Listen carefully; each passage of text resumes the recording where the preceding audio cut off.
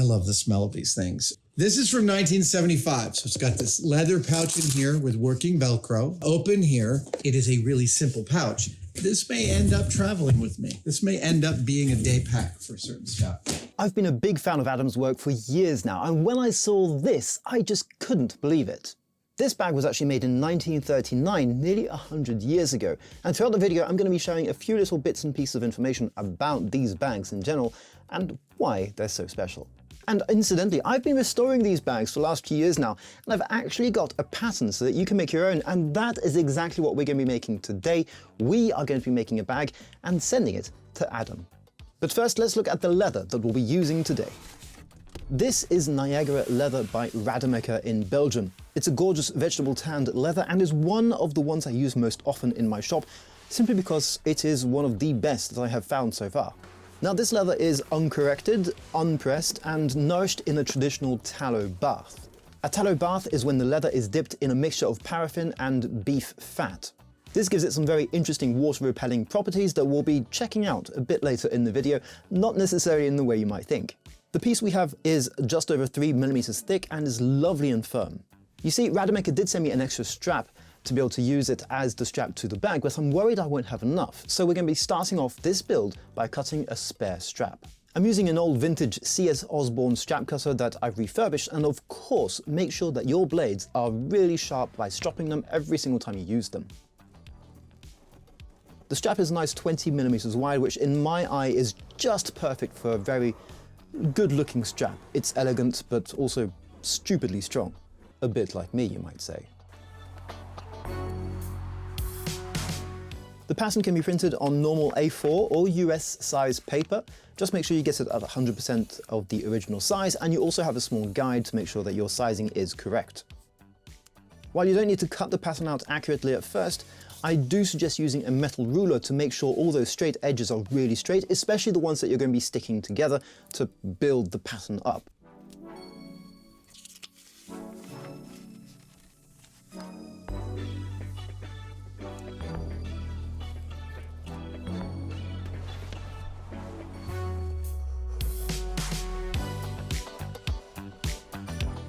Now here is the specific part of the leather that I've chosen to use, and before we go any further, just look at that colour. It is so deep and rich and chestnutty. It's just gorgeous, and it's only going to get better at the very end when I apply a wax finish.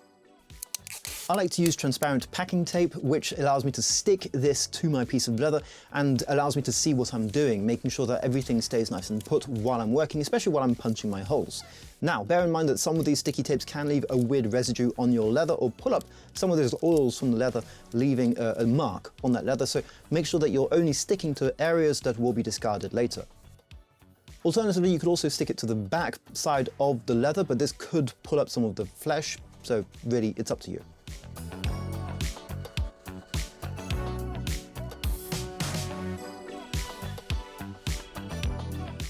I can now carefully lay out the pattern, stick it down, and roughly cut out the main components. And now we can start with the front panel. I mentioned briefly how important it was to have a sharp knife, and it really, really is, but don't worry, you don't need to splurge on a very expensive one, although that can be fun and really enjoyable. Any really sharp box cutter or scalpel will do here, just make sure the blade is new.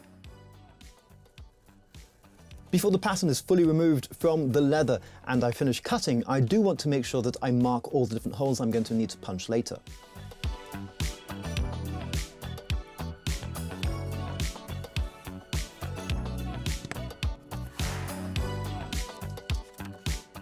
I love the thickness of this leather, but there are some small areas which I will need to skive, starting with these D-ring loops.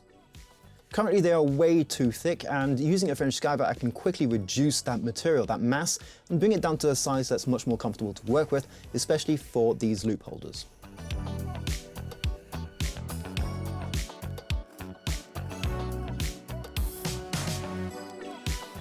Again, I always keep a strop handy because this is the best way I've found of making sure all my tools are razor sharp every single time I use them, so go ahead and make one for yourself. They're really easy to make and they last forever and are stupidly useful. Now as I'm skived down to the size I'm looking for, I can cut the tabs out.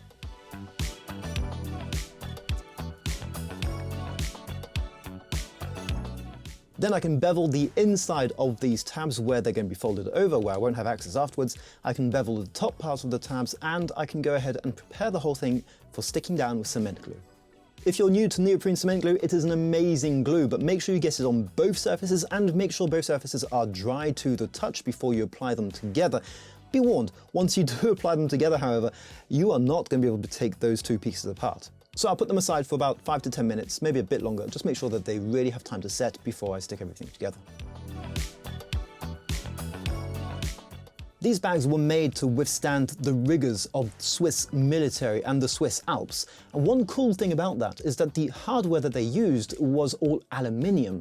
Aluminium is light, it's resistant, and it won't rust. And those are three really important things for a military piece of equipment. One area where this can be seen is in the closing mechanism. While they would originally have used an aluminium post, I'm going to be using these locks mechanisms, which are made in Germany and are really, really cool. They're easy to install, easy to open, and they keep things closed.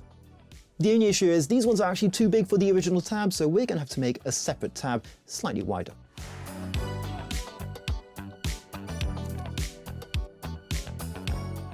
Using a transparent belt end jig, I can score and cut the end to size. The shape isn't perfect, but I can refine this with a bit of sandpaper and just go ahead and carry on.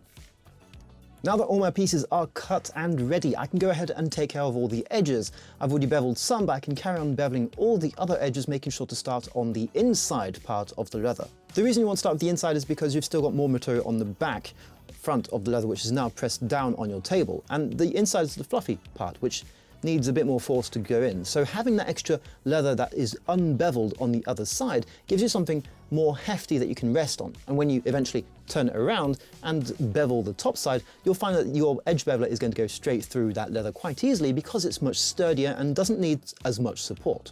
So always bevel the inside first. My go-to burnishing product is Tokonol, which is basically a type of gum mixed with water and a bit of glue. And this helps maintain all those fibers on the edges of your piece nice and bonded together. And you'll also find that using a 100% cotton rag helps wonders getting that gorgeous burnish on any edge that you might have, whatever the thickness of that edge. Burnishing will give you a much smoother edge, it will look much better, and it will be stronger in the long run, protected from the elements. Now I can start taking care of my front panel. We need to start by skiving all the edges very precisely to give them that slight incline that you need when we're going to be stitching things together. But don't worry, I have a trick up my sleeve which I can show you now.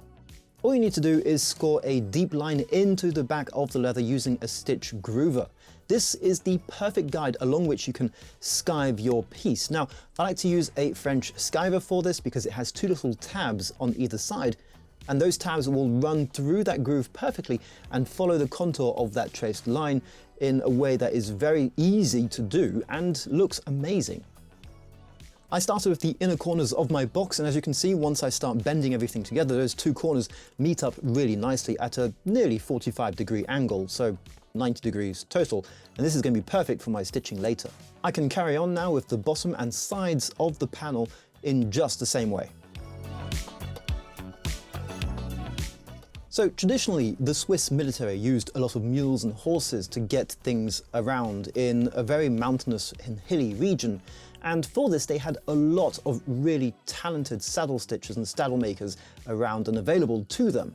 And after the Second World War, while most countries modernized techniques for making equipment, the Swiss still relied on that huge workforce of talented makers to be able to continue producing a lot of these bags and leather items up until even the late 80s.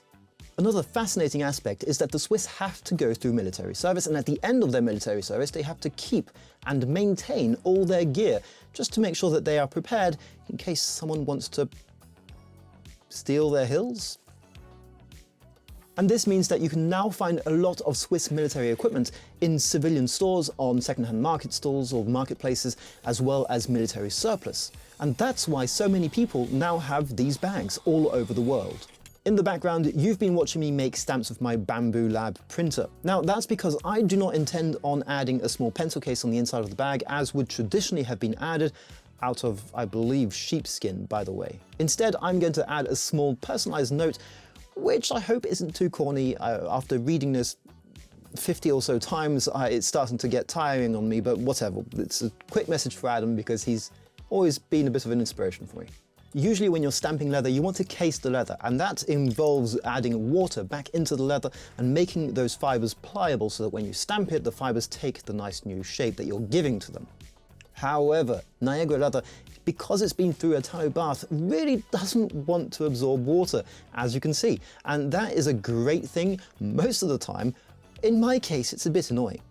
So I've left one piece to soak in the water, and after about 10-15 minutes, it has gathered up moisture, but that's from sitting immersed in water. So I will stamp both pieces of leather and see which I prefer.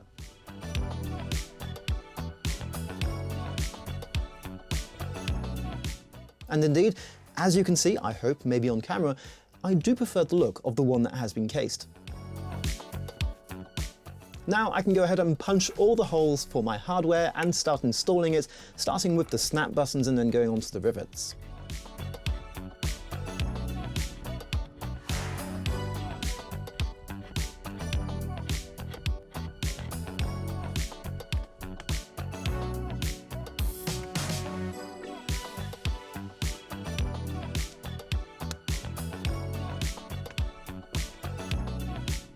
It's recommended to score the inside of the bag where the folds will be made, and if you want to get deeper scores, what you can do is once you've scored that leather with the groover, go ahead again with your French skiver and just remove a tiny portion along both of those edges at a 45-degree angle, giving you a slightly deeper groove and helping you fold with a bit more of that leather removed. I like to stitch at 3mm away from the edge, so I'll mark that stitch line, and for today's project I'm using my Crimson Hide's Japanese style, diamond style stitching chisels in the 4mm spacing. This is more or less the same spacing as would have been used by the Swiss military, although I'm going to be using a thread that's slightly different.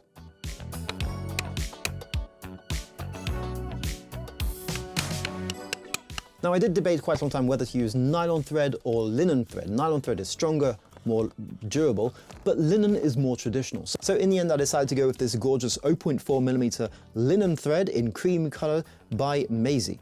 This is quite a bit smaller than the thread used by the Swiss military, but I find it gives me a more elegant look and a more pleasing final aesthetic in my mind. Now, obviously you could go for larger, but this is actually plenty strong. I'll start by stitching up the two bottom corners, and once I'm finished I can double up on myself a couple of times, then I'll thread the needles through the different folds of the fabric to be able to knot it on the inside of the bag in a way that cannot be seen and is very strong. At this point, if it's not already done, make sure you add the grooves in the flap portion for the different folds that you need, and go ahead and skive those edges on the tabs that will be folded under onto that flap. This is how it looks when it's all folded in. You could choose to stitch the flap now. I'm going to leave that for later, up to you if you prefer doing it now or after. We want to duplicate the holes that are on the front panel onto the back side of the pouch, and for that I have a small trick. The way I do it is simply mark out how many times that big iron has gone through the leather and just duplicate that same number of punches on the other side, maybe adding 1 or 2 punches as needed. You can do this all the way around and you should be good to go. Now don't forget to attach all the different hardware that you need before you start stitching things up, because it can be very complicated to attach it once the box is a box shape. And just like that, we're all stitched up. Easy peasy lemon squeezy. Okay, so let's take care of some of these edges. You can see that they're not all lining up perfectly, but don't worry, this can very easily be adjusted by just cutting off the excess with a very sharp knife, or if you have access to a Dremel and a small rotary sanding bit attachment, just go ahead and give that a quick sand flush. Once that's done, you can bevel the back and front parts of the leather, apply Tokonol, and get to hell burnishing. Make sure you go ahead and burnish all the way up to the top of the flap, because once the flap is all stitched up, you won't be able to have access to that, not as easily at least. Now let's stitch up the flaps on the top of the bag. I like to first mark where my stitches are going to be on the top side of the leather, fold those flaps underneath, and using an awl or just a needle, just mark out where that first stitch hole is on your flap. Then you can use that mark as a guide to see where to punch your holes on the tab that is folded underneath the flap. This is also the moment when you'd be gluing in the pencil case and making sure that everything is in the right place, but in my case, as mentioned, I'm not going to be using that and instead be adding this little note to Adam. With everything in place, I like to add a dab of glue to help keep everything solid and go ahead and stitch it up. It's now really coming together and looking just like a bag, except we have to attach the tab with the closing mechanism, but that's fine. Once it's done with just 2 rivets, you have what is basically a finished bag. Now, I did make a strap off camera, but I won't show you how I made it because there were many ways of doing this, and to be frank, it's not very interesting and just made this video way too long. So I'm going to let you figure out how to do that, but thanks to the 2 D-rings, it should be quite self-explanatory, or you could just buy a strap from whatever online reseller you'd like, or even better, a local reseller, and attach it on just like that, yeah. My last step before I can say this is a finished product is by adding a layer of crème surfine by Saphir, which is a really nice wax that helps nourish the leather and protect it even more, not that this leather really needs it. Now let's take a close look at the final piece before we send it off to Adam.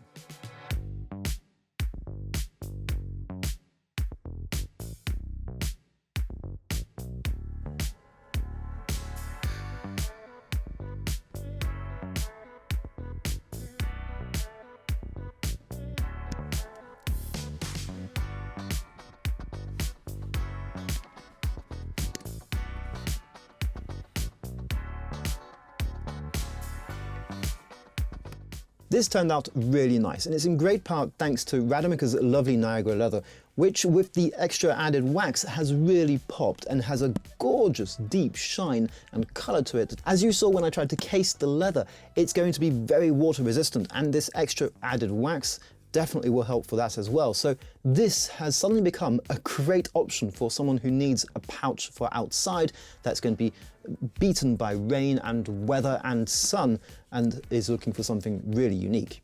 The lock system is also a great improvement over the original system. It closes very easily, securely, and in a confidence-inspiring way with nice click. That feels great, and it's going nowhere. So ultimately, yeah, the tab is a bit wider than the original design, and to be honest, it's okay. It is its own thing. I think I would have preferred a tab that's slightly more refined, and possibly I could even do that for a future build. But for this build, I am very happy. I could spend a very long time talking about this bag and looking at it closely, but I think it's time that we get it on its way to Adam.